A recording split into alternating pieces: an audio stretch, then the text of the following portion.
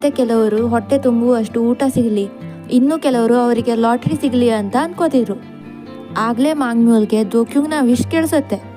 ಮತ್ತೆ ಆ wish ಮಾಂಗ್ಮ್ಯೂಲ್ಗೆ interesting ಅಂತ ಅನ್ಸುತ್ತೆ. ಈ ಕಡೆ ದೋಕ್ಯೂಂಗ್ ಮಲ್ಕೊಂಡಿರ್ಬೇಕಾದ್ರೆ ಯಾರೋ ಡೋರ್ ಬೆಲ್ ಒತ್ತುತ್ತಾರೆ. ದೋಕ್ಯೂಂಗ್ ಟೈಮ್ ನೋಡಿದಾಗ ಬೆಳಿಗ್ಗೆ 3:33 ಆಗಿರುತ್ತೆ.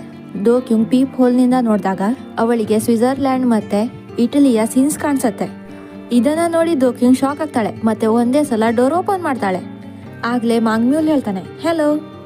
ಮಾಂಗ್ಮ್ಯೂಲ್ನ ನೋಡಿ ದೋಕ್ಯೂಂಗ್ಗೆ ಅವನು ಹಾಸ್ಪಿಟಲ್ನ ಹ್ಯಾಂಡ್ಸಮ್ ಹುಡುಗ ಅಂತ ಗೊತ್ತಾಗತ್ತೆ. ಅದಕ್ಕೆ ಮಾಂಗ್ಮ್ಯೂಲ್ ಹೇಳ್ತಾನೆ, ಹಾ ನನಗೆ ಗೊತ್ತು, ನಾನು ಹ್ಯಾಂಡ್ಸಮ್ ಅಂತ.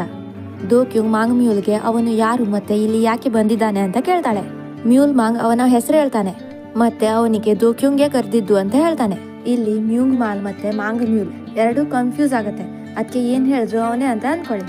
ಮತ್ತೆ ಅವನ ಹೆಸರು mule Maang. Mule Maang permission ಇಲ್ಲದೆ ಅವಳ ಮನೆ ಒಳಗೆ ಬರ್ತಾನೆ.